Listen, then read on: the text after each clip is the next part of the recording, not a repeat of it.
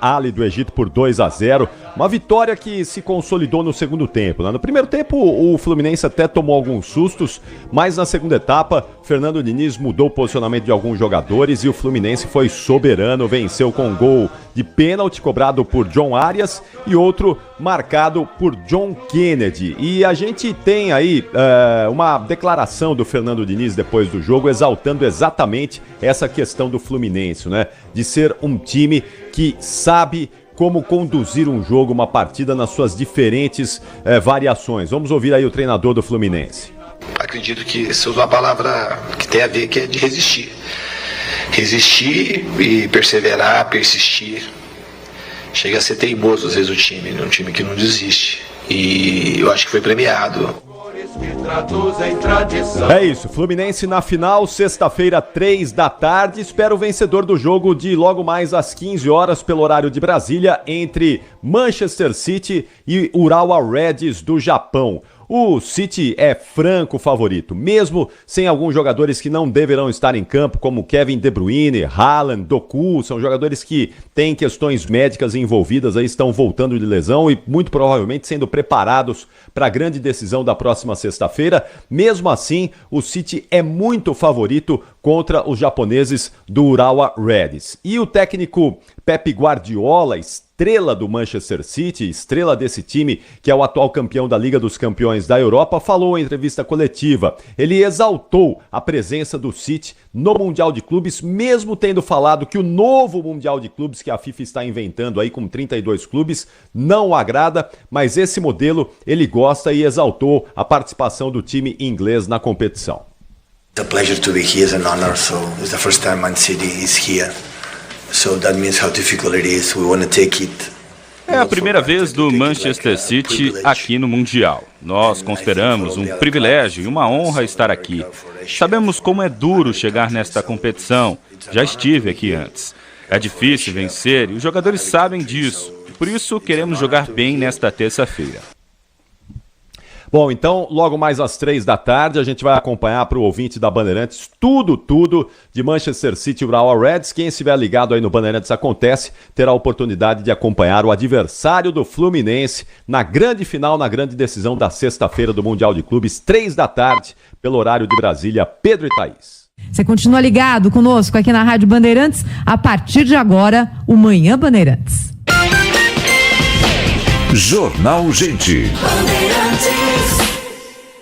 Rede Bandeirantes de Rádio.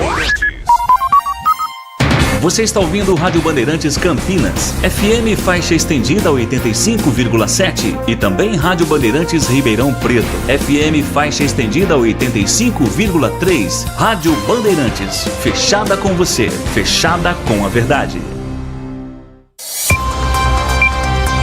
Rádio Bandeirantes, fechada com você, fechada com a verdade. Manhã Bandeirantes. Oferecimento. Recap, Sindicato dos Postos de Combustíveis de Campinas e Região. Acesse recap.org.br. São Luís Campinas, o maior e mais completo hospital da Rede DOR na região. Agora com novos convênios. 10h da manhã, 1 minuto. Muito bom dia a você que está na Rádio Bandeirantes Campinas, que até agora ficou na companhia do Jornal Gente, de volta amanhã às 8 da manhã, também na tela do Band News TV. A partir de agora, o Manhã Bandeirantes está chegando com informações também da região metropolitana, os destaques do Brasil e do mundo até às 11h30 da manhã. Eu sou Heitor Fredo, convido você a nos acompanhar pelo FM 85.7. Você nos acompanha também pelos aplicativos de celular, como por exemplo o Band Play, com todas as rádios do Grupo Bandeirantes de Comunicação, e no nosso canal do YouTube, Rádio Bandeirantes Campinas, com imagens aqui direto do nosso estúdio no Jardim São Gabriel, Complexo de Comunicação João Jorge Saad. Você também pode acessar o portal bandmulti.com com as informações mais importantes do dia e com a nossa transmissão ao vivo também pela internet, com os trabalhos técnicos na mesa de som e central técnica a cargo de Lucas Pessoa. Estamos chegando também com a participação de Tiago Prudente, sempre trazendo muita informação, prestação de serviço e opinião nesta terça-feira, 19 de dezembro de 2023, quase 2024 já, Tiago Prudente. Bom dia para você. Bom dia, Heitor, aos ouvintes da Rádio Bandeirantes. É isso aí, estamos chegando em 2024. E eu quero trazer para você uma informação importante de trânsito para você que trafega pelas rodovias da nossa região, principalmente na rodovia Dom Pedro. Lentidão nesse momento, 4 quilômetros registrados. Agora já deu uma diminuída, né? Próximo ali a 2 quilômetros, mas o trânsito é lento a partir do quilômetro 122 da rodovia Dom Pedro I, sentido Anhanguera, por conta de um acidente sem vítimas que aconteceu na madrugada de segunda para terça-feira. Um caminhão carregado com frutas tombou, o motorista teve ferimentos leves, a carreta havia acabado de sair da Ceasa, seguia para Itatiba, mas o caminhão tombou já na contramão no sentido Campinas. Portanto, próximo ali à ponte de acesso ao distrito de Souzas, ainda há reflexo nesse momento. A faixa da esquerda precisou ser interditada, o trânsito ficou muito lento no local, principalmente agora há pouco mais cedo, por volta das 7h30, 8 horas da manhã, 4 quilômetros registrados de lentidão. Mas ainda há reflexos nesse momento, porque a concessionária que administra esse trecho, ela tem que jogar serragem na pista, o óleo que ficou espalhado acaba sendo um risco, a serragem absorve esse óleo, não apenas pelo risco dele pegar fogo, mas também de provocar algum acidente com a pista escorregadia. Parte da carga caiu na rodovia e ainda há algumas frutas no local. Então também tem o trabalho de sinalização, de segurança e o aguardo para que um outro caminhão ali faça o transbordo desse produto que está ainda espalhado. Se você puder evitar esse trecho, vai fazer um bom negócio. Pista da Dom Pedro, sentido Anhanguera, ali próximo à saída do Ceasa, no caminho para Souzas, o motorista enfrenta muita lentidão na manhã desta terça-feira. No sistema Anhanguera Bandeirantes, trânsito fluindo bem, apenas com 1 quilômetro de lentidão na rodovia Anhanguera, sentido capital, no trecho que passa por Jundiaí. Rodovia dos Bandeirantes é a melhor opção ao motorista, que só vai enfrentar lentidão, aquele para e anda, na chegada à cidade de São Paulo, reflexo da marginal do Tietê, que sempre traz, em qualquer horário, um pouco mais de dificuldade aos motoristas, mas de Campinas até São Paulo, trânsito vai fluindo bem pela rodovia dos Bandeirantes. 10h05. Campinas sancionou ontem o Procentro, um projeto de incentivo fiscal que prevê uma alíquota de ISS-QN, o Imposto sobre Serviço de Qualquer Natureza, de 2% para estabelecimentos que estão na área de abrangência da Lei de Reabilitação de Edifícios da Área Central, uma espécie de revitalização do centro, ocupando um espaço através também do incentivo para comerciantes, prestadores de serviços ali investirem. Cerca de 230 empresas instaladas no centro estão no grupo de atividades que podem solicitar esse incentivo com um imposto mais baixo. A nova legislação deve atrair também novos prestadores de serviços. O objetivo, segundo a Prefeitura, é manter as empresas que já estão na área central, atrair novas empresas e estimular a expansão de outros setores na região. Também aumentar a oferta de comércio e serviço, diversificar as atividades econômicas na área central e aumentar o número de pessoas circulando, morando e trabalhando no centro. A iniciativa é um complemento para outras ações da Prefeitura para a revitalização da região central. Isenção do IPTU para contribuintes que aderirem à Lei de Reabilitação de Edifícios da Área Central é uma dessas iniciativas. Tem também o projeto do Pátio Ferroviário, que vem ao encontro com o lançamento oficial do trem Intercidades, que terá o leilão no mês de fevereiro. E entre as atividades que serão contempladas estão serviços ligados à educação formal presencial. Então, montagem, por exemplo, abertura de uma pré-escola, de um colégio de ensino fundamental, de instituição de ensino médio ou até de uma faculdade. Também um incentivo à área de saúde, criação, abertura de laboratórios de biomedicina, de exames laboratoriais, assistência técnica e entretenimento. Há alguns critérios para definição de quem pode solicitar esse benefício.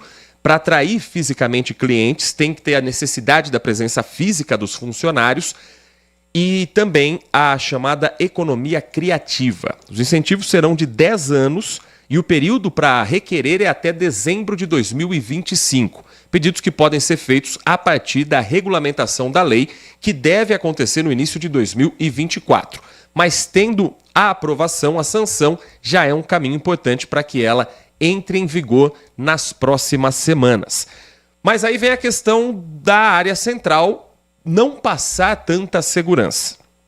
E também há um reforço nesse sentido com a Guarda Municipal dentro do programa Centro Mais Seguro. A Prefeitura divulgou um balanço desses 2 meses da implantação de um programa que consiste basicamente em colocar mais guardas municipais para fazerem patrulhamento e atendimento na região central. O balanço da Prefeitura nesses 2 meses é de pouco mais de 2.000 ocorrências atendidas no centro de Campinas. 42 pessoas foram presas nessas ocorrências. Ações que resultaram na apreensão de pouco mais de 1,7 kg de entorpecentes, da apreensão de pouco mais de R$ 3.300 e também a recuperação de fiação de cobre na casa dos 380 quilos, além de retirada de 2 armas de fogo. 6 veículos irregulares recolhidos e encaminhados ao pátio da INDEC e 6 veículos que eram produtos de roubo ou furto foram recuperados. Esse balanço é referente ao período entre 23 de outubro e 17 de dezembro. Nessa semana, principalmente, há uma presença ainda maior de pessoas, consumidores na região central, que está com horário estendido do comércio até às 10 horas da noite, e não apenas a Guarda Municipal, a Polícia Militar também intensifica o patrulhamento com a presença maior de viaturas para atender os comerciantes que saem mais tarde do trabalho, os funcionários das empresas que precisam ter essa sensação de segurança também num horário que normalmente já está tudo vazio e acaba sendo ocupado mais pela população em situação de rua. De certa forma, o centro de Campinas entra na pauta a partir de muitas reivindicações, de anos de cobranças, e me dá a impressão de que o prefeito Dário Saad, nessa reta final de mandato, quer colocar o centro como uma vitrine para também um período de tentativa de reeleição, o que é absolutamente legítimo, desde que os resultados sejam concretos, e é isso que o centro precisa daqui para frente. Nova vida, um comércio ativo, pessoas que se sintam seguras e resultados práticos na área de segurança pública, de assistência social e também econômica. Tiago Prudente.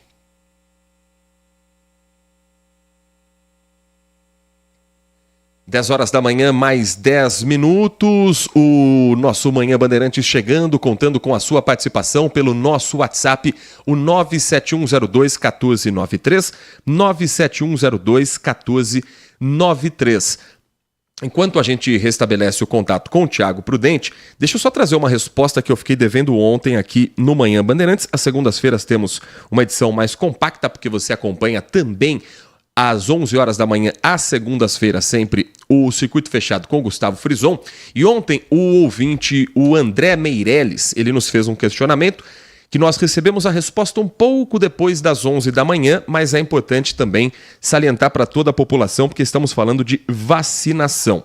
A Prefeitura anunciou uma nova campanha de vacinação, uma nova etapa da vacinação contra a Covid-19, e o André nos questionava, e nós repassamos esse questionamento para a Prefeitura, através da Secretaria de Saúde, por ele ter ido a 2 postos, um em Barão Geraldo e outro no posto do Village, e não ter encontrado vacinas.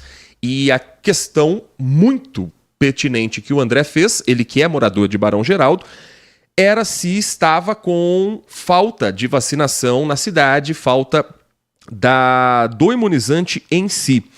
A resposta que nos foi enviada, André e amigos da Rádio Bandeirantes, é a de que foi uma situação pontual devido à alta procura. Então, no final da tarde de sexta-feira, as vacinas acabaram, mas já está tudo normalizado. Houve um aumento na demanda e foi reabastecido pela Prefeitura o estoque, tanto no Centro de Saúde de Barão Geraldo, quanto também no Posto de Saúde do Village. Então, esses postos estão atendendo a população, são 67 centros de saúde, e por conta da alta demanda, houve esse fim do estoque em um dia especificamente. Mas, segundo a Prefeitura, estoque já reabastecido, então está funcionando normalmente o processo de vacinação para a população em geral. Um bom sinal, né? Se a vacina terminou porque houve uma procura muito alta, é sinal de que a população entendeu a necessidade da segunda dose da vacina bivalente, procurando a população esses centros de saúde, e que você encontra a lista completa, inclusive, no site da Prefeitura, campinas.sp.gov.br, e a partir dessa procura é possível também que haja um diálogo com as pessoas, com a população. Para quem ainda desacredita da vacina, quem for procurar um posto de saúde, é sempre legal também lembrar os familiares, lembrar as pessoas mais próximas da importância do reforço, que por enquanto está ainda na fase das pessoas que têm mais de 60 anos, que já tomaram a dose da vacina bivalente há pelo menos 6 meses, e também os imunossuprimidos a partir dos 12 anos, que tenham já também recebido o imunizante há pelo menos 6 meses para essa nova etapa da vacinação. São 10h13. A gente vai girando os assuntos. Daqui a pouco, Thiago Prudente conosco de volta também aqui no nosso Manhã Bandeirantes, que vai para um rápido intervalo. E na volta tem informações também da área de segurança pública quanto a um novo programa, uma nova plataforma que passa a valer em todo o Brasil a partir de hoje. O seu celular roubado ou furtado pode se tornar um aparelho inutilizável, com bloqueios rápidos de aplicativos bancários, das suas contas, das suas plataformas, também como, por exemplo, as suas redes sociais. O intervalo é rapidinho, daqui a pouco a gente faz o contato direto também com Brasília e traz outros destaques dentro da nossa programação. Manhã Bandeirantes. O Hospital São Luís Campinas acaba de ser inaugurado. O maior e mais moderno hospital privado fora da capital paulista, com o padrão de qualidade da rede DOR. São mais de 48 mil metros quadrados na região central de Campinas. Centro cirúrgico de ponta com sala para robótica, ambulatório com mais de 50 especialidades, exames de imagem, pronto-socorro adulto e infantil e maternidade. Consulte seu convênio. Hospital São Luís Campinas. Também estávamos ansiosos por isso. Rádio Bandeirantes, FM 85,7. O melhor do futebol com a melhor equipe esportiva do interior. Líder de audiência. Rádio eleita para o hall de notáveis da ACESP. Narração com emoção. Comentários com credibilidade. Um show de reportagens. E toda a vibração da torcida. Apoio Rocha Autopeças. Vai viajar? Faça a revisão preventiva. Novos frangos crocantes da Seara. 100% frango, suculento, irresistível e muito crocante. Encontre Seara no Iga Atacado. Aroma das Ervas. Especiarias e temperos requintados. Acesse aromadeservas.com.br. Nova Light. Luminárias LED brasileiras nos padrões do esporte. Prontos para a partida? Vem ver o jogo. Viva a intensidade Nova Light. Paraflu, a marca número 1 entre os mecânicos do Brasil. Consumidor, muitas vezes, a qualidade do combustível que você coloca no tanque do seu veículo pode ser tão diferente quanto o preço que você paga por ele. Por isso, procure abastecer em postos de sua confiança e exija sempre o cupom fiscal. É seu direito e a sua garantia. Recap, Sindicato dos Postos de Combustíveis de Campinas e Região. Acesse recap.org.br.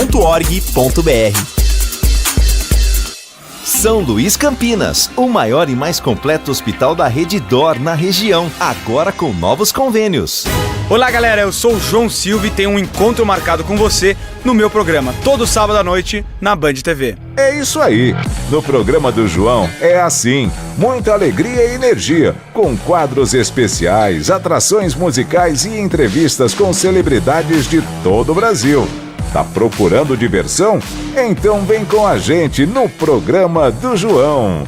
Todo sábado, 8h30 da noite, na Band TV.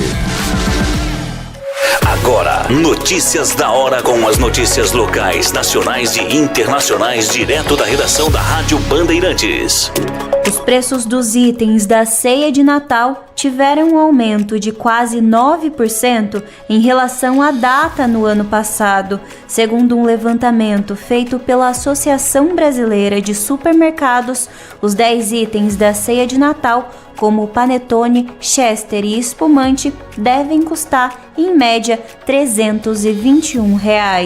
Alguns itens que tiveram aumento este ano foram o lombo, tender, peru, pernil e o azeite, além da cidra e do chocolate. O produto que representou um grande aumento em 2023 foi o azeite de oliva, que teve redução na produção, além de ser importado, que faz o valor aumentar ainda mais.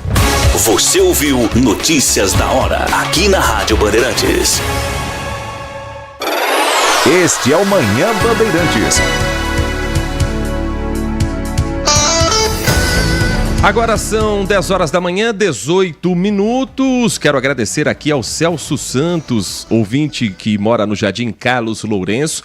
Ele nos escreve: sou ouvinte da Rádio Bandeirantes Campinas há anos, confesso que sou um pouco reticente a mudanças com a saída da Zezé de Lima e depois da Rose. Fiquei um pouco chateado e até deixei de ouvir a programação por alguns dias. Mas eu senti falta, a programação da RB faz parte do meu dia a dia. Aos poucos voltei, à medida que eu acompanhava o Manhã Bandeirantes com a gente, e você ganhou meu respeito. Não concordo com todos os pontos de vista, mas seu tom de voz amigável, seu respeito pelos ouvintes faz toda a diferença e hoje me tornei seu fã. Desejo um Feliz Natal para você, sua família, ao Tiago Prudente e a todos da Rádio Bandeirantes Campinas. Celso, sem palavras para agradecer ao carinho, sem palavras para agradecer a sua participação e, enfim, desejo tudo em dobro para você, desejo tudo em dobro para a sua família e a todos que estão nos acompanhando aqui na nossa missão diária dentro do Manhã Bandeirantes. A gente vai girando também as outras participações dos ouvintes em instantes, mas é uma mensagem daquelas que aquecem o coração, né, Tiago Prudente? É bom de vez em quando a gente também ver que o carinho dos ouvintes é o que movimenta a nossa programação, porque não é uma profissão fácil, mas é uma profissão que a gente faz com muito amor todos os dias. Sem dúvida nenhuma, né? Receber o carinho dos ouvintes é sempre muito bom. Muitas vezes a gente discorda, isso faz parte, é isso que faz o programa também, mas o respeito acima de tudo, e sem dúvida nenhuma é importante mais receber o carinho. Inclusive ontem eu estava em pauta, eu não consegui pegar o nome do ouvinte aqui em São Paulo, é porque eu estava na correria, e aí uma pessoa me parou, uma senhora já me parou, e falou: você é o Tiago Prudente, né? Aí ela disse que acompanhava o programa todos os dias também, para você ver que a gente nem imagina, né, Heitor? Aqui na capital paulista, ali na região da Avenida Paulista, ontem eu estava fazendo uma reportagem por ali. Como eu estava muito corrido, eu não consegui parar para conversar com ela, que eu estava atrasado para uma marcação da pauta, mas agradeço demais. E ela até brincou, falou: nossa, parece que os ouvintes, ninguém concorda com você, nem direita, nem esquerda. Aí eu até brinquei com ela, falei: mas isso faz parte, isso é bom porque mostra que a gente está ali para fazer uma análise dos fatos, isso é muito natural e isso é importante, porque quando só um lado concorda com tudo que você fala, tem alguma coisa errada, né, Heitor? O importante é sempre estar analisando os fatos, a realidade, e esse é o ponto central, e a gente fica muito feliz com mensagens como essa. E o nosso desafio aqui não é ser dono da verdade, tentar impor opinião, pelo contrário, o que a gente gosta é do contraditório, e um contraditório com respeito, um contraditório com espaço para opinião diversa. É isso que a gente tenta fazer todos os dias para tentar retomar uma normalidade num debate político que esse país precisa. Claro que a gente faz um papel pequeno em relação ao tamanho do Brasil, mas se aqui entre a gente for possível ter esse diálogo, for possível ter essa discordância com respeito, com opinião, com argumentos, eu já me sinto satisfeito todos os dias. E continua uma inteligência artificial entrando no espaço de Tiago Prudente. Acho que esse é o... Oi? Você está sendo hackeado por alguma? Você está sendo hackeado por alguma inteligência artificial diariamente, Thiago Prudente. Precisamos fazer uma varredura e chamar o FBI espacial para saber se não são alienígenas que estão ocupando seu computador. Agora eu tô com a voz normal ou voltou? Agora tá com a voz normal. Tá hackeando aí, tem algum hacker atacando a Rádio Bandeirantes. Mas faz parte. Começou a substituição, né, Heitor? Falam tanto dessas IAs, inclusive, até um programa, o Fantástico, fez uma reportagem no domingo falando sobre isso e do risco, né, da criação até de jornalistas sendo utilizados por essa inteligência artificial. Quem sabe já não começou aí a substituição pela IA aqui, a gente está fazendo um teste ao vivo, né?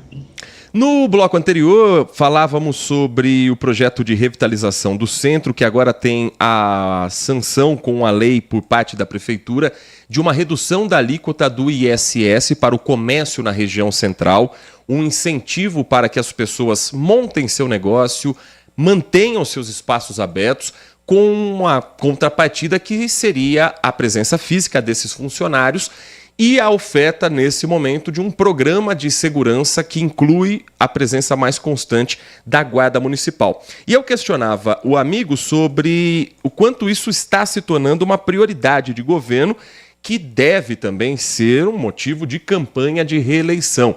Isso é legítimo, eu entendo que todo programa de quem está no poder para uma reeleição, ele faz parte do jogo, mas os resultados têm que ser práticos. Você acredita que possam ser resultados práticos ter uma lei que sanciona uma alíquota menor, um imposto menor para quem incentiva o comércio no centro, para quem monta uma empresa prestadora de serviços no centro, desde que haja segurança também, não apenas nesse período, mas algo constante por ali?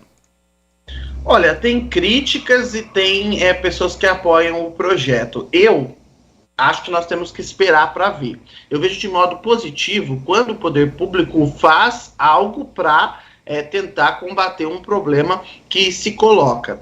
E é um problema antigo. O centro da cidade tem experimentado uma saída das empresas do local pela questão da segurança, muitas vezes também pela questão dos valores que são cobrados no centro. Então o poder público toma uma medida para tentar conter essa situação. Eu sempre vejo com bons olhos.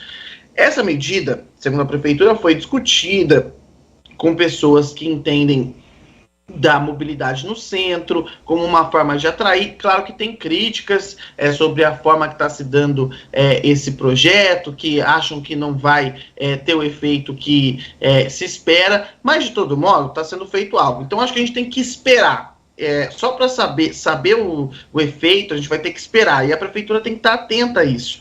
Então, ver se esse desconto, esses benefícios que estão sendo dados, vão surtir efeito prático. Se não surtir efeito prático, é preciso mudar a estratégia. É assim que se trabalha com política pública. Você implanta a política pública, espera um período, se ela deu resultado, você verifica que é preciso intensificar aquela política pública. Se ela não deu resultado, você tem que avaliar por que ela não deu resultado. E aí mudar a estratégia para alcançar aquela questão. Dito isso, o centro de grandes cidades é um problema que não é só de Campinas, é um problema nacional, é um problema que todas as grandes cidades brasileiras vivenciam, da dificuldade de ocupar o seu centro, do crescente número de moradores de rua, de pessoas em situação de rua, de usuários de droga, de formação de cracolândia. Então, uma área que hoje é uma área muito sensível. Antes, uma área que era uma área de muita vida, onde todas as pessoas se encontraram,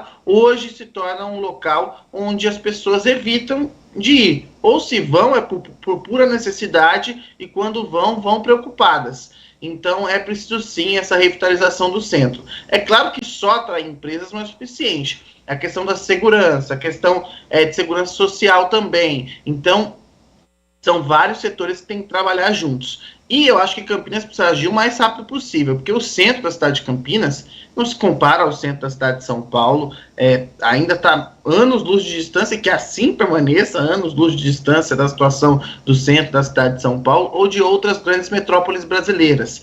Por incrível que pareça, ainda há uma sensação de segurança no centro de Campinas. Esses dias estava pela região central e vi a pessoa andando tranquilamente com o celular na mão, muita gente ainda mexendo no celular na mão. Quero ver você fazer isso no centro de São Paulo. Eu não tenho coragem, mas para a gente ver que ainda há um caminho muito longo para se percorrer e que esse caminho não seja percorrido, que nós consigamos tomar um outro caminho na cidade de Campinas, né, Heitor?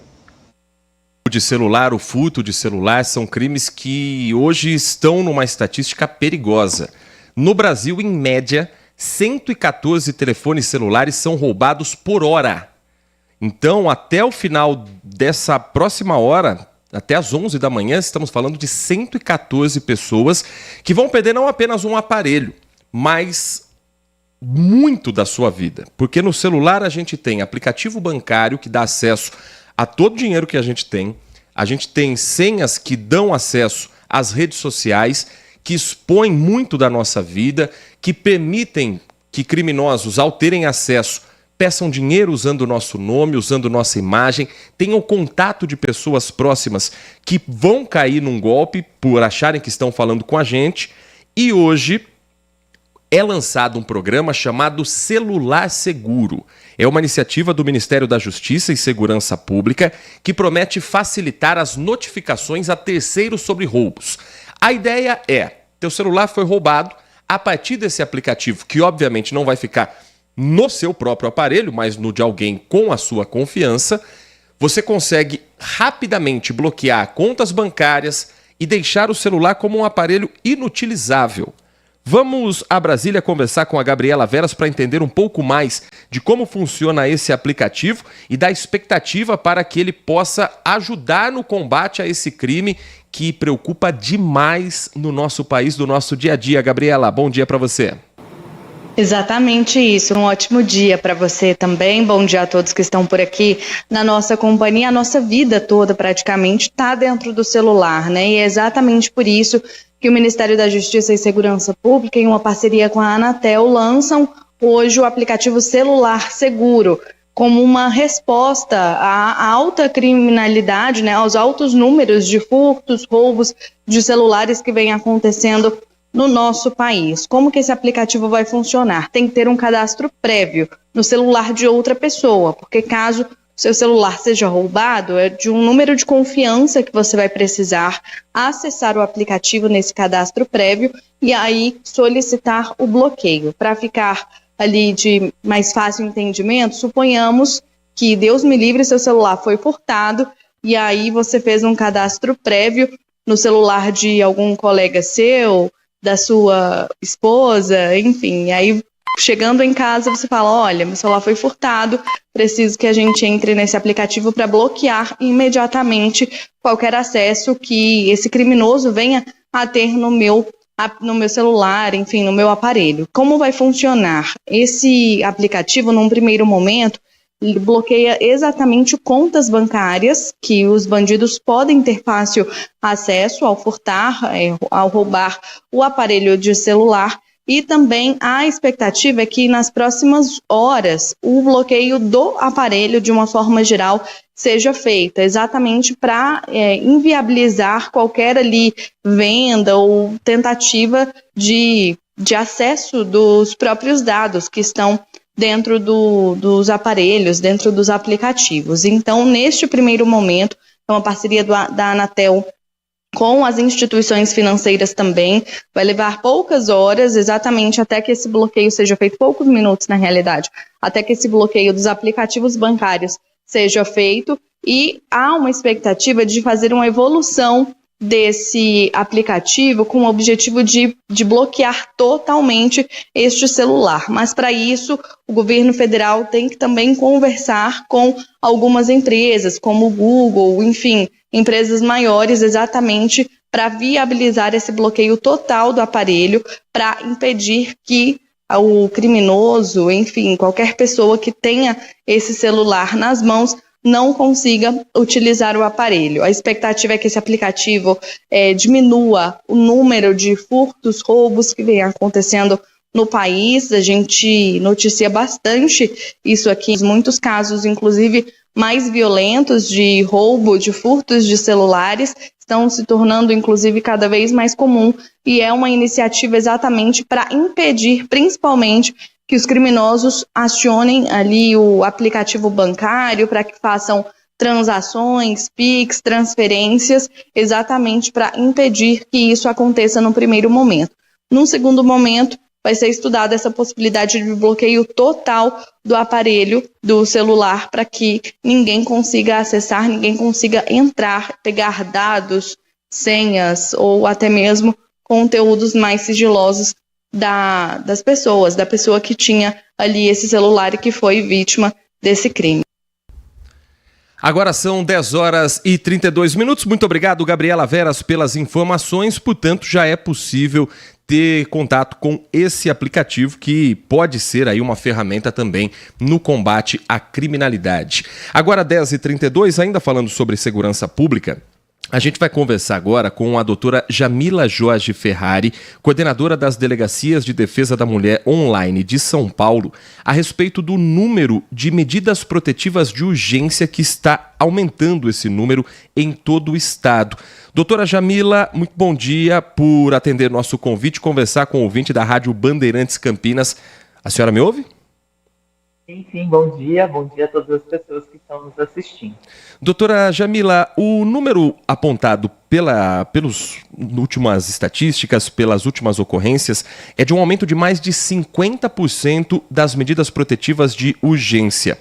Houve um aumento no caso das mulheres que são vítimas de violência, ou houve uma conscientização maior e o entendimento dessas vítimas de que elas podem buscar os seus direitos, a proteção via justiça? Isso faz com que o número demonstre uma violência que talvez antes fosse subnotificada. Com certeza, é exatamente isso. Nós tivemos uma maior consciência das vítimas, mais informações, mais divulgação, né, dos direitos que essas vítimas de violência têm, ainda mais considerando que a violência doméstica é um dos crimes mais subnotificados que nós temos, né, existem estudos mundiais e nacionais que dizem isso, e também houve, né, sem, querendo ou não, analisando esses dados específicos, uma maior confiança nessas vítimas no sistema de segurança pública e no sistema de justiça. Afinal de contas, elas ao fazer o boletim de ocorrência, podem pedir medida protetiva, sendo deferida, elas têm à disposição uma série de ferramentas que fazem com que elas não venham aí a sofrer crimes mais graves e mais sérios. Só uma questão técnica também, doutora, a medida de protetiva de urgência, em que caso ela cabe esse pedido e em que caso a justiça entende que há a necessidade dessa urgência? A medida protetiva de urgência, ela é prevista na Lei Maria da Penha e ela cabe para todo e qualquer crime que tenha relação a uma violência doméstica, familiar ou de intimidade, que são o que nós chamamos dos crimes da Lei Maria da Penha. Então, uma ameaça, uma injúria, uma lesão corporal que tenha acontecido no âmbito doméstico ou familiar ou entre uma relação de intimidade, é possível pedir a medida protetiva. Essa medida protetiva é pedida ao Poder Judiciário, quem vai conceder ou não é um juiz ou uma juíza, e normalmente essa concessão ela vem junto com a necessidade de se proteger a vítima para que ela não sofra um crime mais grave. Então, por isso mesmo que ela se chama medida protetiva de urgência, né? Analisando aquele caso concreto, o Poder Judiciário entende que se essa medida não for deferida, essa vítima pode sofrer um crime mais grave. Então, ela é deferida de forma urgente, tanto que o juiz tem 48 horas para decidir se irá ou não deferir a medida. Tiago Prudente, Manhã Bandeirantes, recebe neste momento a doutora Jamila Jorge Ferrari, coordenadora das Delegacias de Defesa da Mulher Online do Estado de São Paulo, falando sobre a violência contra a mulher e os direitos dessas vítimas. Muito bom dia, doutora. Muito obrigado pela participação aqui no Manhã Bandeirantes. Eu queria saber se esse aumento também está relacionado com o aumento do alcance das delegacias de defesa da mulher. Porque a gente que está na rua, cobrindo, a gente percebe que na delegacia de defesa da mulher, o atendimento é muito diferenciado se comparado a uma delegacia comum. E a gente percebe que as mulheres se sentem muito mais à vontade e os policiais estão mais preparados para atender esses casos. Esse alcance maior, até agora com a possibilidade online, ajuda a mulher a ter a confiança de buscar? Porque a gente já presenciei casos de mulher chegar em uma delegacia comum e ela se sentir, como é que eu vou usar a palavra, agredida novamente, porque o policial não sabe muito bem como lidar com aquela situação. Isso é um efeito também desse alcance maior, da importância de que esse serviço chegue cada vez junto com uma delegacia comum para fazer esse atendimento? Sem dúvida nenhuma, né? Quando a gente verifica que há esse aumento gradativo a partir da criação da DDM Online, em 2020, sem dúvida alguma, é uma ferramenta, foi mais uma das ferramentas necessárias para que as mulheres tivessem essa outra forma de registrar. A gente sabe que a maioria dessas mulheres tem medo de ir até uma delegacia de polícia, tem vergonha de ir a uma delegacia, até porque normalmente os relatos têm a ver com a sua vida particular, com a sua vida íntima. Isso faz com que elas sejam julgadas ou pré-julgadas quando vão até uma delegacia, né, que foi citado aí, ó, que nós chamamos de revitimização. E também, muitas delas sequer têm condições de ir até uma delegacia, porque a delegacia fica longe da casa delas, porque elas não têm condições financeiras para ir. Então, quando você cria ferramentas que possibilitam essa vítima a registrar de qualquer lugar que ela esteja, em qualquer local que ela esteja, por qualquer tipo de dispositivo, seja dela ou de alguém que empreste, sem dúvida alguma, esse número irá e continuará crescendo, porque você está dando cada vez mais ferramentas para que essa mulher consiga denunciar, que é isso que a gente quer. A gente quer ter um real número da violência que está acontecendo no estado de São Paulo, para a gente aprimorar cada vez mais as políticas públicas e dar o serviço mais adequado para cada uma dessas mulheres. Doutora Jamila, a senhora também, por muitos anos, atuou no DHPP, né, que é a Delegacia de Homicídio e Proteção à Pessoa, e também é professora da Academia de Polícia do Estado de São Paulo. A experiência que a senhora teve nos anos anteriores demonstra que o feminicídio, ele sempre existiu, mas agora a polícia tem mais percepção sobre esse crime contra a mulher, e também é parte da formação da academia treinar esses novos policiais para esse olhar de violência contra a mulher, que talvez gerações passadas, anos anteriores, não tinham essa percepção? Acho importante a gente, inclusive, ressaltar que o crime de feminicídio ele é relativamente recente na nossa legislação. Né? Ele passa, essa qualificadora do homicídio passa a existir aqui no Brasil em 2015. Desde então, né, sem dúvida alguma, os números dos registros específicos de feminicídio têm aumentado justamente por isso que você falou. Uma melhor percepção e um olhar diferenciado, por exemplo, numa cena de crime, que você já consegue imediatamente verificar que trata-se de um feminicídio, seja por conta da relação doméstica ou familiar, seja pelo menosprezo ou discriminação à condição de mulher, e também esse olhar, né, diferenciado a esses locais de crime vem em conjunto a diversas aulas, diversas capacitações que a Cadepol, que é a nossa academia de polícia, tem realizado, tanto aqui em São Paulo quanto no interior, né, em Campinas. Nós temos uma unidade de ensino da Polícia Civil, justamente para mostrar para os policiais que institucionalmente o tema é importante e que nós temos um papel essencial não só no pós-ocorrência, depois que acontece o crime, mas também antes da prevenção. Né? Quando você mostra que a polícia está com esse olhar diferenciado e que efetivamente irá combater e enfrentar esse tipo de crime, você de alguma forma vai mostrar para toda a sociedade que vale a pena denunciar e principalmente para os agressores tenham também uma sensação de melhor eu não me fazer isso porque eu não vou ficar impune. Tiago? E aproveitando até contar, uma vez estava na delegacia cobrindo um caso e chegou, a Polícia Militar encaminhou uma briga de vizinhos para a delegacia e o policial civil que estava fazendo atendimento percebeu que não se tratava de uma briga de vizinhos, mas de uma questão de violência doméstica, porque eu acho que a questão do treinamento, ele detectou e aí ele afastou o marido da esposa para dar segurança para ela, para que ela contasse o que estava acontecendo. Ela falou, não é só agressivo com os vizinhos não, ele também me bate. E aí, eu tô até contando esse caso para mostrar como o treinamento é importante, né? E, doutora, eu queria entender como é que funciona hoje. A mulher faz a denúncia online, qual que é o procedimento? Vocês avaliam essa denúncia imediatamente? Dependendo do tipo da denúncia, uma equipe é encaminhada para fazer um encontro? Como é que é esse procedimento no dia a dia para a gente entender como é que funciona essa delegacia online? De fato, né, quando a gente fala de uma delegacia virtual, de uma delegacia online, imagina-se que é um computador que analisa tudo isso e que dá uma resposta final. Mas, na verdade, não. Apesar do boletim ser feito por um celular, por um notebook ou um computador, nós temos toda uma equipe aqui na cidade de São Paulo, no nosso departamento de inteligência, uma equipe muito grande de policiais que analisam 24 horas por dia, 7 dias da semana, todos esses boletins registrados e tomam aí as medidas necessárias urgentes. Então, nós já tivemos casos, por exemplo, de prisão em flagrante, em decorrência desse registro online, porque como esse registro é muito rápido, a mulher, a partir do momento que ela registra, ele já cai para esses policiais que estão analisando. Em cerca de 20 a 25 minutos, nós já conseguimos dar uma resposta para essa vítima. É muito rápido essa análise.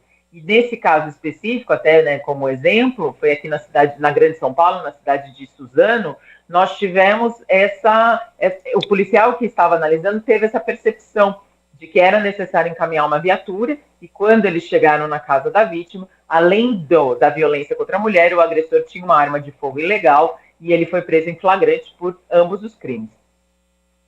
Doutora Jamila, quem estiver passando por uma situação de violência doméstica ou conhecer alguém que esteja nessa situação, qual é o caminho para fazer uma primeira denúncia? Qual o momento que a senhora entende que a pessoa deva pedir a medida protetiva e qual é o passo seguinte que a Polícia Civil dá a partir dessa denúncia para quem está nos acompanhando entender a melhor forma de eventualmente se sentir mais protegida pela lei?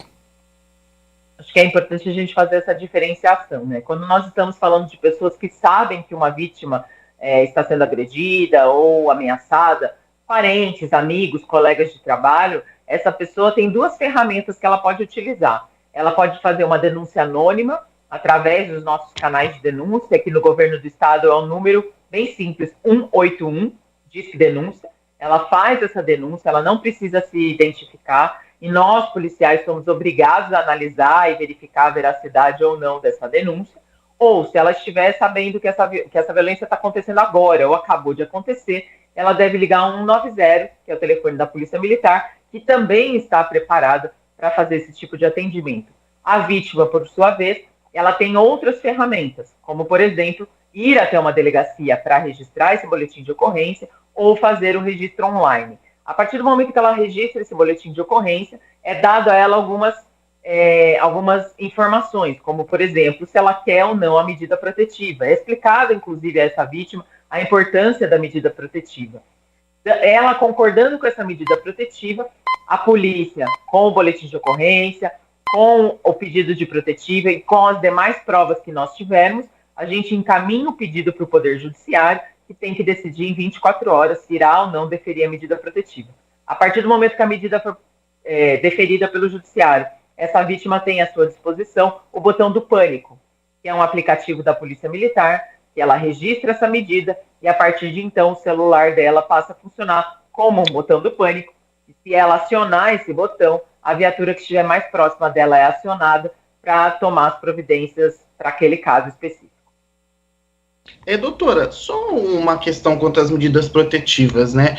Sempre, quando sai uma medida protetiva, sempre tem um questionamento, tem cidades que fizeram projetos para que a Guarda Municipal faça o monitoramento, consiga fazer esse monitoramento, mas é um desafio mesmo, né? A medida protetiva hoje ainda é um grande desafio, né, para a polícia quando a medida protetiva é emitida, para evitar que esse agressor se aproxime novamente da vítima, né? E eu queria que a doutora falasse como é que tem sido esse trabalho, em conjunto também com prefeituras, para que as medidas protetivas sejam de fato cumpridas, porque a gente vê às vezes alguns casos de mulheres que acabam perdendo a vida e tinham uma medida protetiva emitida, mas de fato o agressor estava ali perto, continuou rondando. Como é que esse trabalho, até da Polícia Civil, eu sei que a Polícia Civil tem as suas limitações, porque ela está ali para investigar, né? Ela não faz o policiamento ostensivo, mas como é que tem sido esse trabalho? Eu sei que é um trabalho conjunto de todas as forças, inclusive com os municípios, né?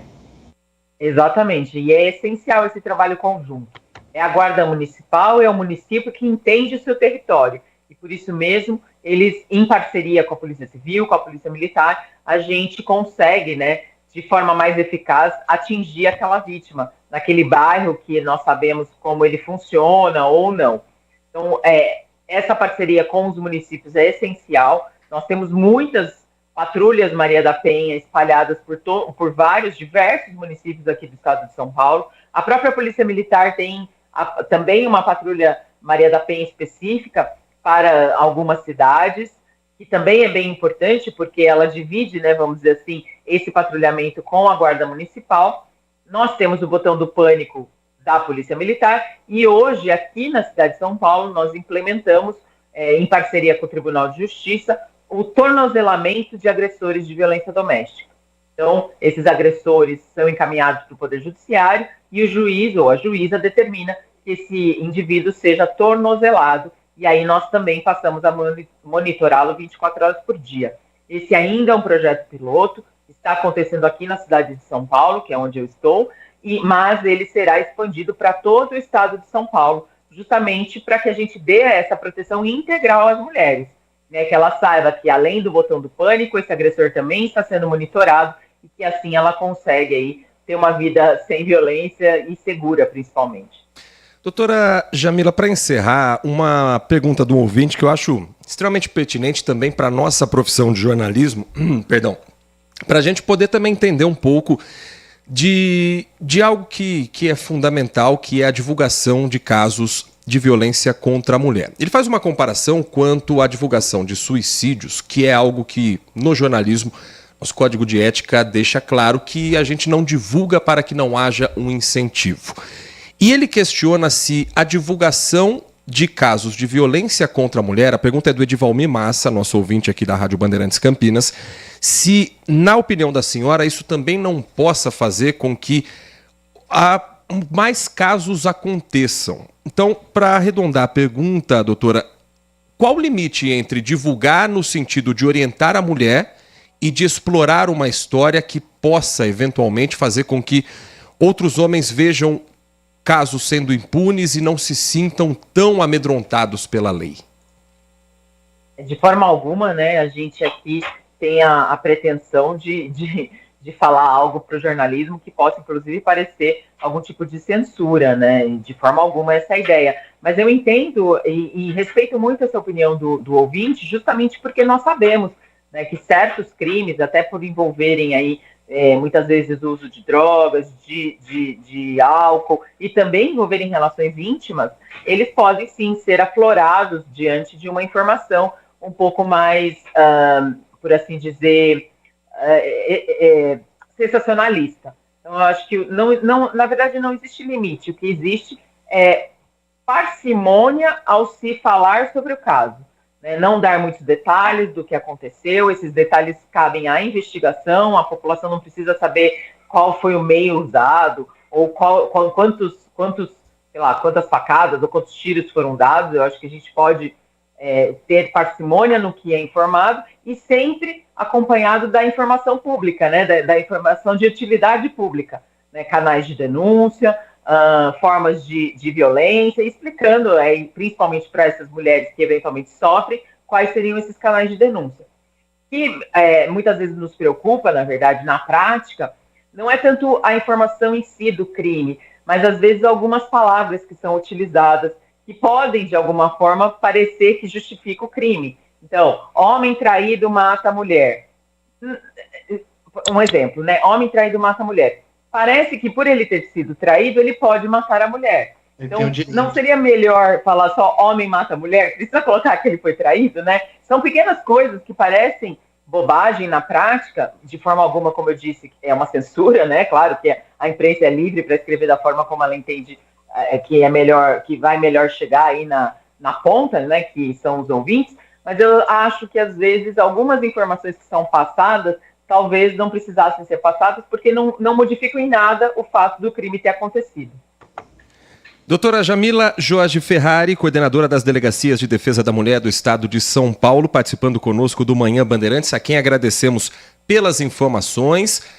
Não entendemos de maneira alguma como tentativa de censura, pelo contrário, a gente está sempre tentando aprender e melhorar também a comunicação de uma área tão sensível como é a de segurança pública. Então, também agradecemos por essa aula, porque estamos falando também com alguém que está na academia de polícia há muitos anos. Doutora, muito obrigado pela sua participação conosco. Aprendemos muito aqui nesse bate-papo da Rádio Bandeirantes Campinas. Muito obrigada pela oportunidade. Contem sempre com a Polícia Civil do Estado de São Paulo, que tenhamos aí um ótimo 2024 sem violência. Agradecendo a doutora Jamila Jorge Ferrari, participando conosco aqui do nosso Manhã Bandeirantes. E Tiago Prudente, falando de assuntos muito pertinentes, inclusive quanto à nossa profissão.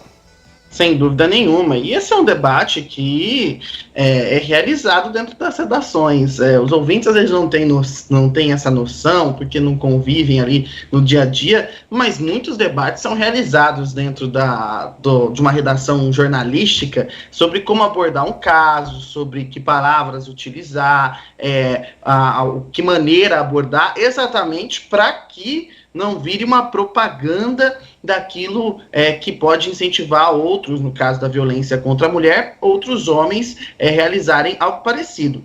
Eu, não sei o Heitor, eu sou da linha mais que tem que divulgar o menos possível de detalhes. Eu acho que os casos têm que ser divulgados, porque quando você mostra, principalmente quando essas pessoas são presas, quando são condenadas, para mostrar que a lei está funcionando. Mas eu não acho que detalhes sobre como o assassinato se deu, ou detalhes de quantas facadas, quantos tiros, são necessários, porque eu acho que não acrescenta em nada. Mas essa é uma opinião do Tiago Prudente. Tem veículos de comunicação que divulgam. Se a matéria está na minha mão, dificilmente você vai ver esses detalhes sendo matéria reportagem para o ouvinte entender. A gente já fala no jargão jornalístico aqui, está na minha mão, dificilmente eu dou esses detalhes. Já sofri algumas críticas sobre isso, mas é uma posição que eu tomo porque eu não vejo necessidade jornalística de entrar nesses detalhes. Eu sei que tem programas que utilizam, mais sensacionalistas, mas essa é uma posição que eu tomo, Heitor. Mas é uma discussão que está presente e o jornalismo precisa discutir. Como foi discutida a questão dos ataques às escolas? Como tratar esses ataques às escolas? Tanto que a imprensa mudou a sua postura de como trata os ataques às escolas. Então, acho que é preciso. É um debate muito válido. A doutora, claro, ficou ali com essa questão da censura, porque assim, qualquer coisa que você pode falar pode soar como isso, e aí já vira uma celeuma, mas não é essa questão. Passou muito longe disso, uma orientação muito bem-vinda e pontual, certeira da doutora Jamila. E é uma discussão que a imprensa tem que fazer, né, Heitor? E é importante que ela seja realizada, né, para que a gente possa cumprir o nosso papel, que é informar e orientar a população.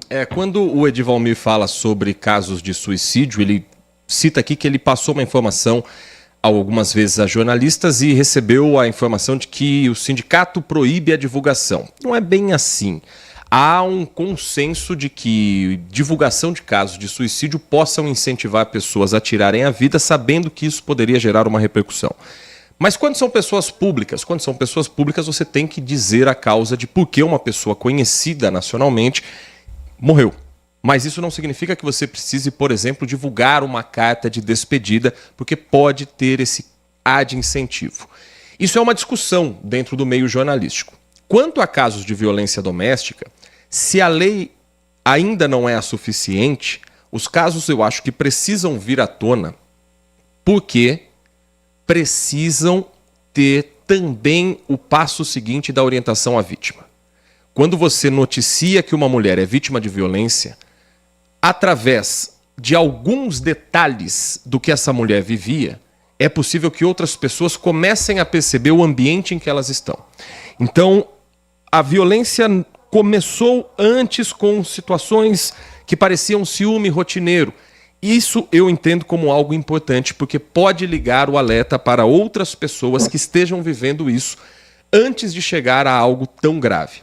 Quanto a detalhes, quanto ao número de facadas, concordo. que há um limite entre o que é parte da investigação e o que é exagero. Por exemplo, você ter um número de tiros disparados pode apontar ou não para uma segunda pessoa na cena do crime. Mas isso é algo que a polícia tem que investigar e o jornalismo tem que colaborar com a investigação, sem atrapalhar a investigação. Agora, acho que são situações diferentes, mas que exigem sim muito cuidado.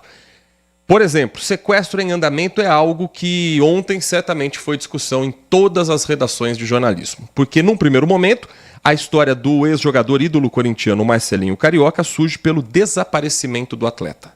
Quando ele tem o carro encontrado na Grande São Paulo, sem informações de para onde ele vai. A partir do momento em que há a identificação do sequestro em andamento, a imprensa recua. Aqui na Rádio Bandeirantes, por exemplo, acompanhei ao vivo a cobertura de Joel da Atena, de todo o time de jornalismo da Rádio Bandeirantes, com toda a cautela para a divulgação apenas das informações que não atrapalhassem o andamento da investigação de 2 pessoas sequestradas.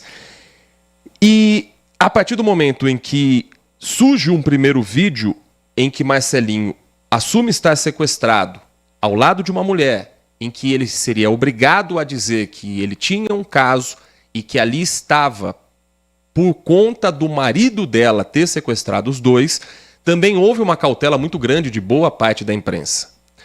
O vídeo viralizou pelas redes sociais, mas houve um recuo muito grande, não apenas aqui da Rádio Bandeirantes, mas de outros veículos que eu estava acompanhando o tempo todo, de cautela na hora de divulgar esse tipo de informação. Agora, com as vítimas já libertas, já com tudo esclarecido por parte de Marcelinho Carioca, por parte da mulher que o acompanhava no cativeiro, ele inclusive publicou um vídeo que nós vamos compartilhar para você que nos acompanha também pelo canal do YouTube, com imagem a respeito do desfecho e contando a história completa do que aconteceu desde o momento em que ele sai de um show na Neoquímica Arena, estádio do Corinthians, até o momento em que ele é resgatado pela polícia. Bem, gente, que bom estar de volta em casa, do lado de pessoas que realmente a gente ama. Toda a minha família aqui me esperando, torcendo por mim. Luca, meu neto, Lucas, meu filho, Matheus, meu filho, Marcela, minha filha, minha netinha, Luíse, meu genro querido Gabriel, minha norinha querida Carol. Não só eu estou feliz, mas muita gente que torce por mim está também. Eu agradeço a Deus pela minha vida, pela vida da minha amiga, da Thaís, que está agora ao lado dos seus 2 filhos, ao lado das pessoas que amam ela, que é uma mulher digna, correta. E por falar nisso, me perguntaram, e aquele vídeo que você fez, dizendo, né, que descobriu depois que a mulher é casada, e que o marido dela foi atrás de você para se sequestrar? Gente, se você está com um revólver apontado na sua cabeça, e você é coagido a fazer um vídeo daquele, não tem como. Você vai pensar na sua vida. Eu fui obrigado a fazer aquele vídeo. Só que não colou. Não cola. Porque eu fui no show da Neoquímica Arena com um casal de amigos. Somente nós 3. E saí de lá sozinho. Fui encontrar os amigos e a Thaís em Itaquá, para poder entregar os ingressos do show de domingo, onde eu não poderia estar presente. E eles iriam. Só que aconteceu toda essa fatalidade, esse desespero, esse sequestro relâmpago. 2, 3 ruas acima, aquele baile, funk, o fluxo, passando várias pessoas. Quando eu saí para cumprimentar todo mundo, já vieram 3 armados e tudo, já desesperados, já colocando pessoas dentro do carro. E uma terceira pessoa quase entrando, que saiu. Mas aí tudo que aconteceu dentro do cativeiro, desesperador, mas Deus deu a segunda oportunidade para a gente. E o mais importante, que eu estou aqui, ao lado dos meus filhos, o mais importante, que a Thaís está lá, na casa dela, com a família dela também. Obrigado, gente, pelas orações, pela torcida, por todo o carinho. E o papel do jornalista é apurar os fatos antes de falar. Muitas falácias na internet. Eu tô falando aqui, ó, o que aconteceu. Exatamente isso. Um beijo, gente. Muito obrigado pelo carinho. Tô de volta em casa. Um beijo. Esse é o vídeo publicado por Marcelinho Carioca, ex-jogador, ídolo corintiano, formado em jornalismo e que também tem uma rádio voltada ao noticiário esportivo. Agora a Polícia Civil segue nas investigações do sequestro e a principal dúvida é quem foi o mandante e quem esteve por trás dessa ação criminosa. Daí para frente, se Marcelinho teve ou não uma relação com uma pessoa que era do seu nível de amizade, com quem ele tinha relato com um amigo, isso é problema íntimo, de relacionamento entre ele, o amigo, a amiga, a menos que isso seja o motivo do sequestro, o que até aqui não está indo para essa linha de investigação. Tudo aponta que o motivo era financeiro, extorquir o ex-jogador. Mas o que a gente vê hoje da discussão maior é se Marcelinho tinha ou não um caso com a mulher. Para a polícia, isso só vai ter importância se tiver relação com o sequestro, o que até aqui não está se demonstrando, Thiago. Exatamente, isso só tem sentido, essa questão, se o mandante do sequestro tiver algo relacionado com a relação que ele tinha com essa mulher, seja ela de amizade ou o que quer que seja. Ele disse que não tinha nada e essa é a versão dele dada aí. Então, para a polícia agora é investigar quem são os mandantes ou quem realizou esse sequestro. A investigação que continua. E é como você disse, acho que o mais importante é que ele está bem, a mulher também foi resgatada, e esse é o ponto central. Agora a Polícia Civil vai investigar o que aconteceu, como se deu esse sequestro, o que motivou, e aí é uma investigação da Polícia Civil. E você falando ontem do posicionamento da imprensa, é porque, para os ouvintes entenderem, relatar um desaparecimento é uma coisa, relatar um sequestro é outra completamente diferente. E, infelizmente, nós temos exemplos dentro da imprensa, não só brasileira, mas mundial, que ficar dando informações sobre sequestro em tempo real não é o melhor caminho, porque cria um espetáculo e, sem dúvida nenhuma, é isso que os criminosos querem muitas vezes e acaba dando guarida para que eles tomem outras medidas. Por isso que tem essa questão de quando há um sequestro em andamento, geralmente a imprensa sabe, já fiz algumas coberturas que você sabe que o sequestro está em andamento, mas a gente não dá informação, e principalmente porque a polícia pede para não dar informação, porque eles estão realizando buscas, estão realizando investigações, e a divulgação dessas informações pode atrapalhar o trabalho da polícia. É por isso que acontece. Para os ouvintes, né, Heitor, entenderem que o trabalho jornalístico não é o que, com todo respeito aos influencers, que muitos influencers fazem nas redes sociais. O trabalho jornalístico é um trabalho sério, cheio de questões, discussões, questões éticas, que são debatidas todos os dias, que são colocadas frente a frente quando uma notícia chega na redação. É um trabalho que demanda estudo, é um trabalho que demanda tempo gasto, por exemplo, para fazer uma análise aqui na rádio, para analisar aquele fato, estudar. Então, para notar que o trabalho profissional, o jornalista profissional, tem uma responsabilidade. Não quer dizer que não tenham jornalistas que realizam um mau trabalho. Isso tem em qualquer profissão, mas eu não tenho dúvida disso, que a grande maioria realiza um trabalho sério, jornalismo profissional, e a importância do jornalismo profissional para o nosso país e para a democracia como um todo. E eu acho que situações como essa deixam esse recado, e a gente tem que diferenciar aquilo que é vida privada do que é vida pública, aquilo que tem interesse público, aquilo que é vida privada das pessoas. Esse caso do Marcelinho tem uma linha muito clara, o que é privado e aquilo que é de interesse público. Aquilo que tem a ver com a investigação, ok. Aquilo que não tem a ver com a investigação não é fato jornalístico, não interessa, é fofoca. 11h05, um rápido intervalo. Na volta, a participação do ouvinte pelo nosso WhatsApp e os destaques regionais. Tem uma informação aqui que vai movimentar a política de Campinas, pensando nas eleições do ano que vem. Eu trago para você logo depois do intervalo. Você está ouvindo Manhã Bandeirantes. Oferecimento. Recap, Sindicato dos Postos de Combustíveis de Campinas e Região. Acesse recap.org.br. São Luís Campinas, o maior e mais completo hospital da Rede DOR na região, agora com novos convênios. Nesta edição do MasterChef Mais, cada ingrediente tem muita história para contar. A experiência de vida dos competidores que mostram no dia a dia o amor pela cozinha vai nos inspirar. E os pratos vão aquecer os corações dos jurados. Helena Rizzo, Fogaça, Jacan e eu esperamos por você no MasterChef Mais. Toda terça, 10h30 da noite, na Band TV.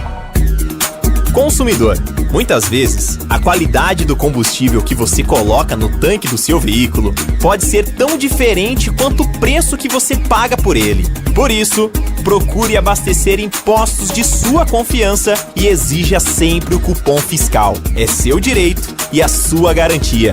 Recap, Sindicato dos Postos de Combustíveis de Campinas e Região. Acesse recap.org.br. São Luís Campinas, o maior e mais completo hospital da Rede DOR na região, agora com novos convênios. A Rádio Bandeirantes de Campinas completa em 2023 90 anos.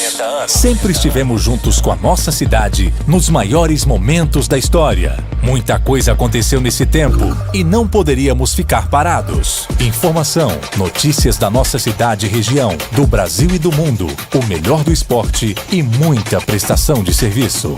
Ouça a Rádio Bandeirantes Campinas na faixa estendida em 85,7. Isso mesmo, em 85,7, com o melhor som do FM e em todas as plataformas digitais. Aplicativos, site e na Alexa. O mundo está mudando e a Rádio Bandeirantes também.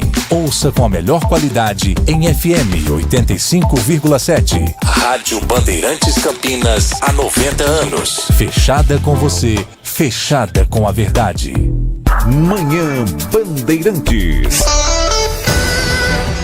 11 horas da manhã, 8 minutos. Você participa conosco na Rádio Bandeirantes Campinas pelo nosso WhatsApp 971021493, como faz a Noêmia, final do telefone 6060. Bom dia, Heitor, Thiago, tudo bem? Queria falar rapidinho de um assunto.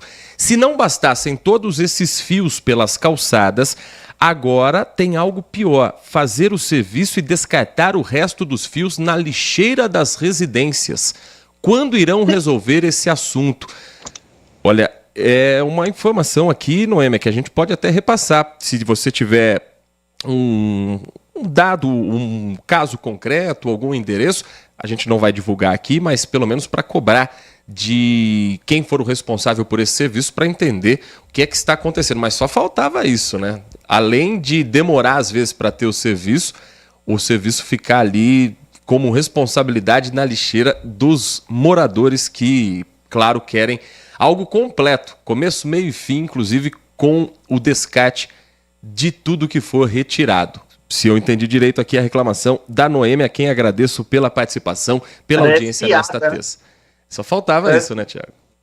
Não, vai lá, faz o serviço, ao invés de retirar o lixo, deixa na lixeira dos moradores. Tá aqui, ó. Retirei o fio que estava incomodando, um problema que já estava lá e causa outro problema, né? É inacreditável. Esse país aqui, para o mundo que eu quero descer, né? Agradecendo ao Marco Silva Bedin, que ontem não tive tempo de ler a mensagem, mas certamente está nos acompanhando aqui também diretamente de Hortolândia. O Adriano Vermelho escreve: virou regra, todo discurso agora é convenientemente manobrado, dirigido de modo que a visão ideológica de seu adversário seja negativamente representada. Do sequestro de um jogador à prisão de um influencer marombeiro, ele se refere a Renato Cariani. Na opinião do Adriano, a guerrilha virtual vai dar um jeito de implicar ou imputar o ódio, a incompetência ou mesmo a culpa, direta ou indireta, aos seus antagonistas políticos. É tão ridículo que para mim virou jogo. Assim que uma notícia encabeça as principais mídias informativas, eu com meus amigos menos fanáticos discutimos quem vai culpar quem. E mais, até como será tanto de defesa quanto de acusação. É rir para não chorar. Olha, Adriano, se a gente entrar agora, vou entrar aqui no Instagram da Band para qualquer notícia, qualquer que seja a informação. O comentário que você mais vai ler é: faz o L ou então é bolsonarista. Quer ver? Marcelinho Carioca. Envolvido no sequestro, tem um post aqui. Envolvido no sequestro de Marcelinho, trabalhavam na prefeitura de Itaquá. Informação nova, inclusive divulgada no Bora Brasil, que eu vou até atualizar para você, que é o seguinte. A Polícia Civil de São Paulo segue nas investigações do sequestro do ex-jogador Marcelinho Carioca, que, segundo as autoridades, diversas pessoas estariam envolvidas nesse crime. Em depoimento, a mulher que foi a pivô do sequestro afirmou que conheceu o ex-jogador quando ele foi secretário de esportes da cidade. Ela ainda trabalha na pasta. O suposto mandante também seria funcionário da prefeitura. Então, essa é a notícia. Aí vamos aos comentários. Deus, pátria e família. E estava com a mulher do próximo. Isso referência ao fato dele ter fotos e apoio ao ex-presidente Jair Bolsonaro. Aí você vai descendo aqui. Faz o L, esse é o país da impunidade. Lula livre, tan. Tudo vira discussão de Bolsonaro e Lula, em qualquer que seja a notícia. Não importa, ela vai estar lá com os seus comentários presentes. A participação do ouvinte também com mensagem de áudio pelo nosso WhatsApp. Bom dia a todos, DJ Ale, Heitor Fredo, Thiago. Vocês já fizeram as compras de Natal? De Ano Novo? Eu já fiz. Ano passado eu gastei por volta aí com as 4 refeições, tradicionalmente, como a gente todo ano faz, na fase de 1.100 e poucos reais. Esse ano eu gastei 1.700 e poucos reais e ainda não terminei de comprar as coisas, até agora, né? Tem as frutas que a gente não compra antes, compra na época, porque eu acho que pelo menos essas 4 refeições, né, as passagens e os dias, a gente tem que comemorar com dignidade como se quer, não simplesmente pesquisando. Essa é a minha opinião aqui em casa. Eu acho que vocês vão comentar sobre 2 aspectos, né? Um é o relatório da OCDE do Brasil, lá que o Lula criticou, né, por causa dos gastos governamentais, né? Elogiou a aprovação do arcabouço, mas com ressalvas, né? Elogiou com ressalvas, mas criticou os gastos governamentais. Aí o Lula quer chamar os caras para um café, enfim. Todo mundo, os gastos governamentais saltam aos olhos, né? E a segunda coisa, pingou aqui na internet, que eu não sei se é verdadeiro ou falso, que ao invés de aumento de salário para servidor, o Lula vai dar aumento da cesta básica. Tem locais, mesmo públicos, que a pessoa não tem o vale-refeição, vale-refeição, não cesta básica, vale-refeição, né? Então eu não sei se essa notícia é verdadeira ou falsa, mas eu acho que não é uma boa não, porque aumento de salário, você contribui a mais, mas depois lá no final da aposentadoria você recebe a mais. Grande abraço a todos, DJ Ale. Com relação à crítica ao relatório da OCDE, Organização para a Cooperação de Desenvolvimento Econômico, ela foi feita hoje pela manhã no programa Conversa com o Presidente, uma live que ele faz toda semana, transmitida pelas redes sociais, pelo YouTube, também pela EBC, que é a Empresa Brasil de Comunicação, e o presidente Lula criticou a previsão para a economia brasileira, disse que no fim do ano que vem vai convidar a entidade para provar que eles erraram. Quanto à informação dos reajustes, ontem, de fato, houve em Brasília uma reunião da Mesa Nacional de Negociação Permanente para discutir um aumento salarial dos servidores públicos do Executivo Federal. Não houve uma proposta de reajuste salarial para o próximo ano. A reunião que foi realizada nesta segunda-feira teve essa oferta de aumento nos auxílios. E começou com a falta de perspectiva de apresentação, segundo os representantes da mesa, e o secretário de Relações de Trabalho do Ministério da Gestão e Inovação de Serviços, que é o José Lopes Feijó, ele estava presente e afirmou na saída da reunião que teve essa proposta de auxílio alimentação de R$ 658 para R$ 1.000. Então essa é a informação com relação ao aumento dos benefícios sem ter o reajuste salarial. Quer destacar algum desses assuntos ou podemos seguir com a nossa pauta, Thiago Prudente? Não, só rapidamente, acho que questão da OCDE, acho que é uma crítica muito natural, porque o presidente Lula sempre falou sobre a questão dos gastos públicos, que ele chama de investimento, então acho até natural a crítica dele à questão da OCDE, e a OCDE também divulga o seu relatório com base nos seus interesses. É sempre bom a gente entender quais são os interesses de quem divulga um relatório. Todas as entidades têm seus interesses, e a OCDE tem os seus interesses também. Toda a questão de gasto público, diminuir gasto de saúde, educação, isso é muito fácil falar para um país de primeiro mundo, para um país onde há tanta deficiência em setores que são cruciais para o desenvolvimento do país, isso é muito sério. A gente também tem que entrar na discussão de eficiência. Eu sei que se gasta demais, a eficiência é pouca no nosso país, mas isso não é justificativa para diminuir os gastos. Então, esse é o que eu coloco também como na categoria de investimento público, porque se o Estado não contribuir, não tem como funcionar. E é engraçado porque a OCDE não critica da mesma veemência do endividamento público de outros países que superam e muito do Brasil. Lembrando que o Brasil não tem um dos maiores endividamentos públicos do mundo. Isso tem que ficar muito claro. Inclusive, ontem conversei com um economista que trabalha na famosa Faria Lima e perguntei isso para ele e ele simplesmente, Heitor, me deu risada quando eu fiz essa seguinte questão, porque eu sabia que esse assunto ia vir na rádio hoje, eu liguei para a gente vai fazendo a nossa checagem para entender o que está acontecendo. Ele simplesmente deu risada e era a resposta que eu precisava. Quanto ao vale-refeição, é uma negociação sindical que está acontecendo, né, entre o governo, que é o empregador, e os sindicatos que representam os funcionários, como em qualquer categoria. O governo não quer dar aumento de salário, quer dar aumento de vale-refeição, mas aí é aquele negócio, né, Heitor? Quando você não quer dar aumento de salário, quer dar aumento de vale-refeição, tem crítica. Sempre tem crítica, não tem jeito. Então, quem critica aumento de salário do servidor, agora critica o Estado por dar vale-refeição. É o mundo da incoerência. Você mostrou aí os comentários nos posts. O Brasil precisa de um pouco mais de coerência. E eu tento manter a coerência aqui nos meus comentários. Inclusive, se um dia chegar um argumento que faça eu mudar de opinião, também não tenho problema nenhum em mudar de opinião. Mas coerência tá algo difícil no nosso país hoje em dia, né, Heitor? Que a gente vê as pessoas mudam os discursos conforme o governo de plantão. Depende se é um projeto do governo federal, depende se é um governo estadual, depende se é da prefeitura e depende a cor partidária daquele candidato. Isso é muito ruim para o Brasil, porque políticas públicas que não tem nada a ver com partidos, mas sim com o Estado brasileiro, acabam sendo pintadas de uma cor e isso não tem que acontecer, né? Só para fechar, o ouvinte Valdemir também nos escreve com relação ao que a Noemi, a nossa outra ouvinte, destacou. No bairro dele, o Bosque das Palmeiras, ele diz que a Vivo já fez isso, faz trocas de fios e deixa tudo jogado nas ruas. Claro que a gente vai passar adiante também essa reclamação e cobrar um posicionamento da empresa aqui citada. Agora são 11h19, diga. Que ótimo, né? Ouvir essas mensagens. Eu fico... Os ouvintes da ideia, eu fico indignado aqui desse lado. Eu fico, não é possível um negócio desse. A empresa que é contratada, que ganha uma fortuna para fazer isso, ainda causa transtorno para a população. É inacreditável, Heitor, é inacreditável. É indignação a palavra. Se a gente está indignado aqui, imagina os moradores que estão olhando isso acontecer na porta das suas casas.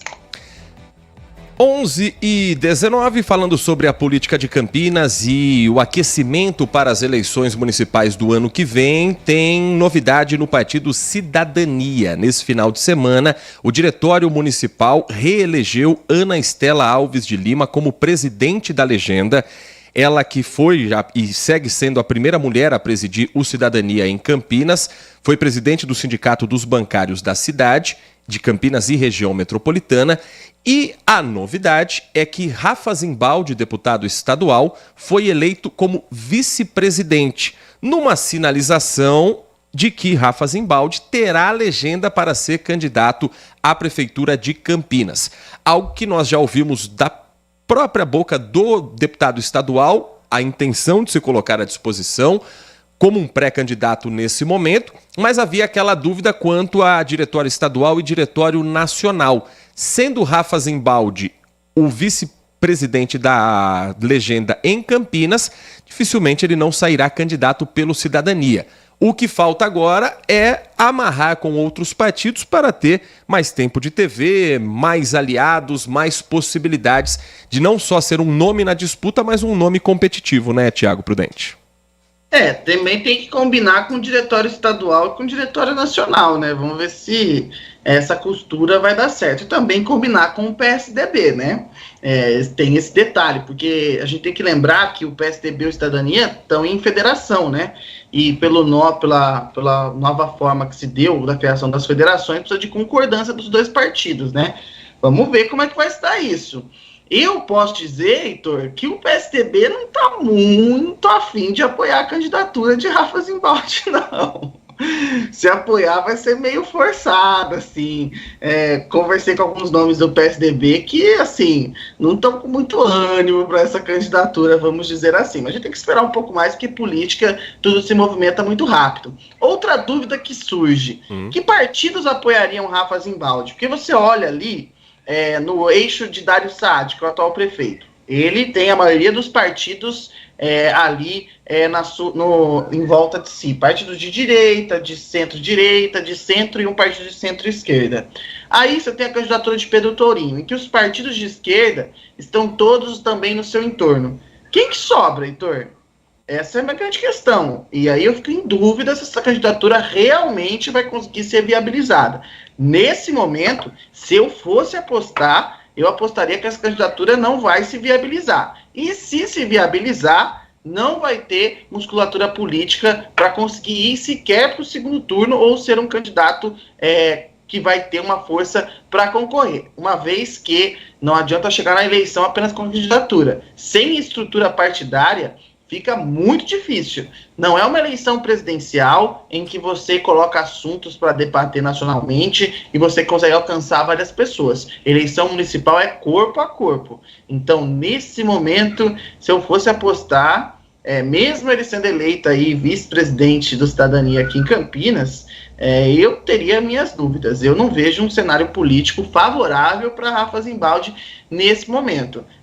Pelo contrário, eu acho que tem muitas dificuldades ainda e ele sabe disso e está tentando se articular. Mas, se você enxerga algo diferente do que eu vi aqui, Heitor, ou a gente está pensando da mesma maneira, porque realmente está muito difícil. Eu acho que a terceira, não sei nem como ele ia se apresentar, uma terceira via, mas ele também apresenta projetos muito ligados ao bolsonarismo, seria 2 candidatos ali, porque o prefeito é de centro, mas tem essa base bolsonarista.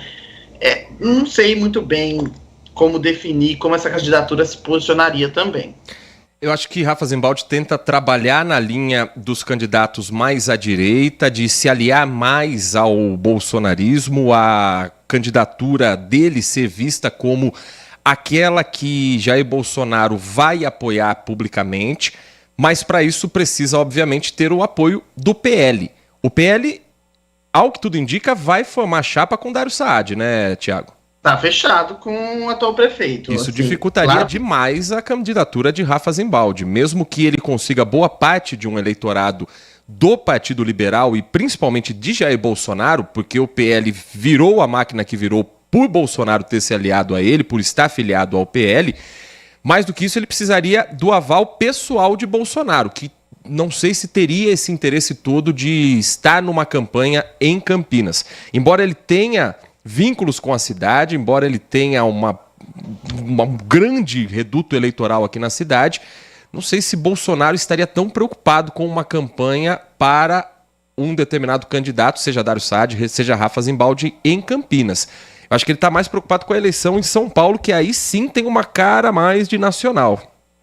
Eu também acho. Tem um detalhe que é muito importante. Eu não sei se há essa transferência automática. Isso é uma coisa importante. Eleição municipal, nem sempre há essa transferência automática que a gente acredita. Governador, eu acho que há uma transferência mais direta, quando você tem um candidato a presidente, mas o governo municipal é muito próximo das pessoas. Então as pessoas conhecem, elas veem o dia a dia da prefeitura. Então acho que são situações completamente diferentes. E, por exemplo, o PL está dentro do governo Dário. O professor Alberto, em junho do ano passado, substituiu André Von Zuben. André Von Zuben, que era do Cidadania, mas que também não apoia a Rafa Zimbaldi. Teve um racha no partido, mas aí por uma questão política, o professor Alberto, que é o suplente de Marcos Pontes, que é senador pelo PL, é atual secretário na prefeitura de Campinas. Então, eu não vejo essa possibilidade do PL virar a casaca na última hora. Claro que é política, mas, Heitor, tudo indica que o atual prefeito deve ter aí no mínimo 60% do tempo de TV na campanha eleitoral. A outra parte vai ficar com o PT, que tem ali os partidos da esquerda, PSOL, PCdoB, o próprio PT, o PV, deve ir junto. Aí são 4 partidos que devem formar essa coligação do outro lado. Então, não sei, eu acho que vai ficar muito difícil pro Rafa conseguir essa candidatura. E, assim, Rafa nunca foi visto como um candidato bolsonarista, né, Heitor? Virar bolsonarista da noite pro dia também, o eleitor também não é idiota, né?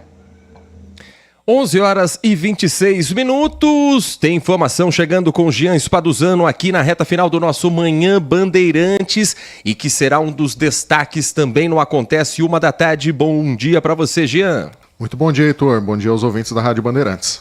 A informação a respeito de uma operação ligada a um furto em joalheria, mas que o crime em outro estado tem desdobramento aqui na região. Conta pra gente mais detalhes, Jean. Exatamente. 2 pessoas foram presas, na noite de ontem na rodovia dos Bandeirantes, aqui em Campinas. Esses suspeitos estavam em um veículo roubado e por isso a abordagem da polícia. E dentro desse veículo, Heitor, a polícia encontrou o quê? Luvas, cordas, pé de cabra, alicates, parafusadeiras, tudo indicando que esses equipamentos, e esse veículo, inclusive, tenha participado de ações de roubos a joalherias no estado de Goiás. Os indivíduos negaram que tem envolvimento com isso, que eles assumiram que roubaram o veículo e que estavam levando esse veículo até Balneário Camboriú, em Santa Catarina, quando foram surpreendidos pela Polícia Militar Rodoviária.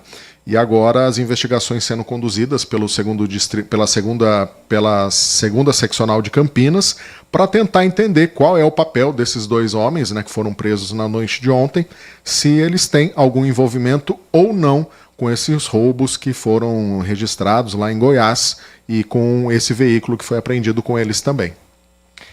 E esse será um dos destaques do Acontece, convite feito para quem está nos acompanhando na Rádio Bandeirantes também seguir para a tela da Band Mais TV, Jean. Exatamente. Hoje a partir da 1h da tarde, Então a gente fica o recadinho aí para todo mundo estar acompanhando e trazer todos esses detalhes aí com maiores detalhes. 11h28, Jean Spaduzano, um grande abraço para você, um bom trabalho e até amanhã aqui também na Rádio Bandeirantes. Até amanhã. Tiago Prudente, um grande abraço para você, até amanhã. Um grande abraço, até amanhã. Eu falei demais, Nem deixei tempo pro Jean aí. Tem vezes que eu falo mais que eu... Deixa pra lá. Até amanhã. Um abraço pra você, Heitor, e aos ouvintes. E a partir de agora, Carlos Henrique está chegando com o noticiário esportivo dentro do Nossa Área, com todo o timaço de Carlos Batista. Obrigado pela sua companhia, um grande abraço e continue na Rádio Bandeirantes. Bandeirantes. São Luís Campinas, o maior e mais completo hospital da rede DOR na região, agora com novos convênios. Olá, galera, eu sou o João Silva e tenho um encontro marcado com você no meu programa, todo sábado à noite, na Band TV. É isso aí. No programa do João é assim, muita alegria e energia, com quadros especiais, atrações musicais e entrevistas com celebridades